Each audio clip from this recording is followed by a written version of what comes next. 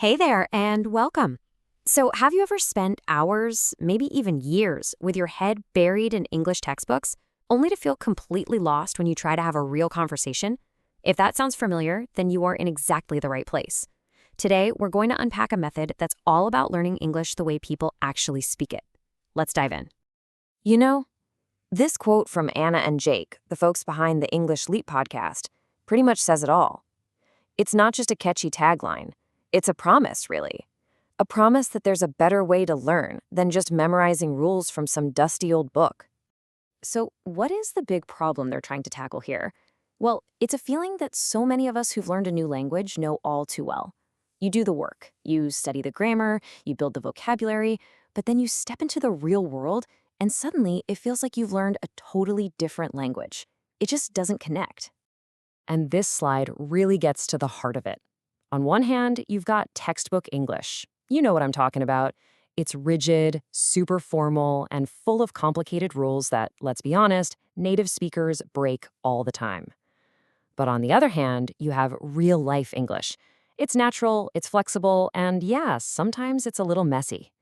The whole point of the English Leap method is that getting good at the first one doesn't really prepare you for the second.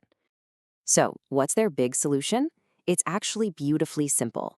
Instead of learning rules in a vacuum, their entire method is built around the way we all learned our first language, by just listening to and understanding real, authentic conversations. So how does that actually play out? Well, it's all about context. The hosts, Anna and Jake, they don't lecture you, they just talk. They talk about real life stuff, things we can all relate to, from managing our time to why we all love coffee so much.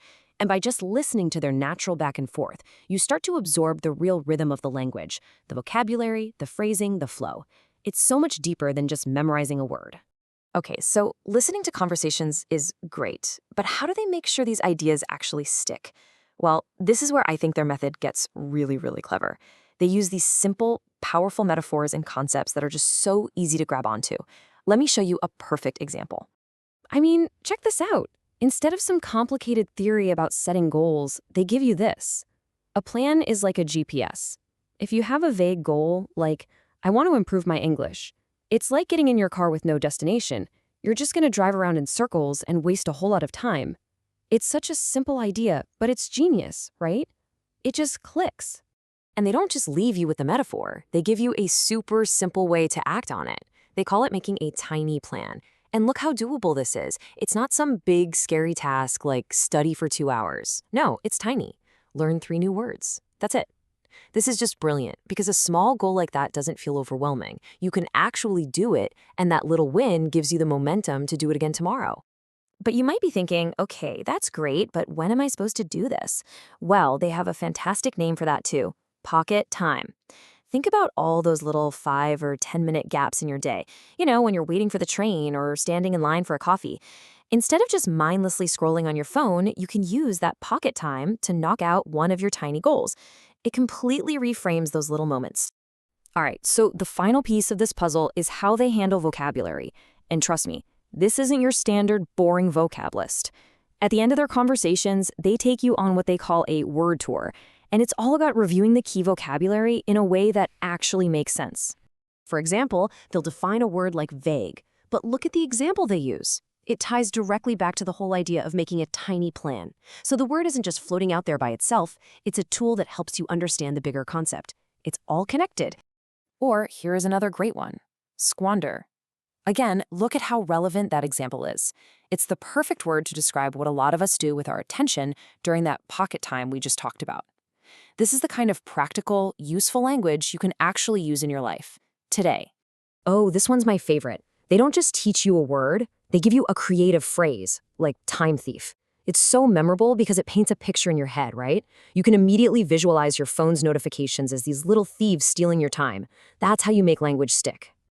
Okay, so we've looked at the problem with textbook English, we've explored their conversational solution, and we've seen the clever techniques they use. So now what? Well, now the focus shifts right back to you. How can you take these ideas and actually start using them? Really, the big takeaway here is a total shift in mindset. Learning English doesn't have to be this big, awful chore you have to schedule. The English Leap method shows that it can just be a natural part of your day.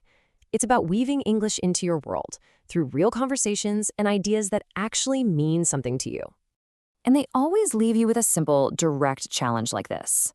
This question isn't just wrapping things up, it's an invitation.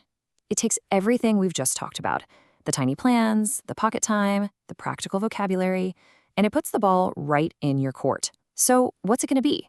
What's one new word you can take from this and make your own today?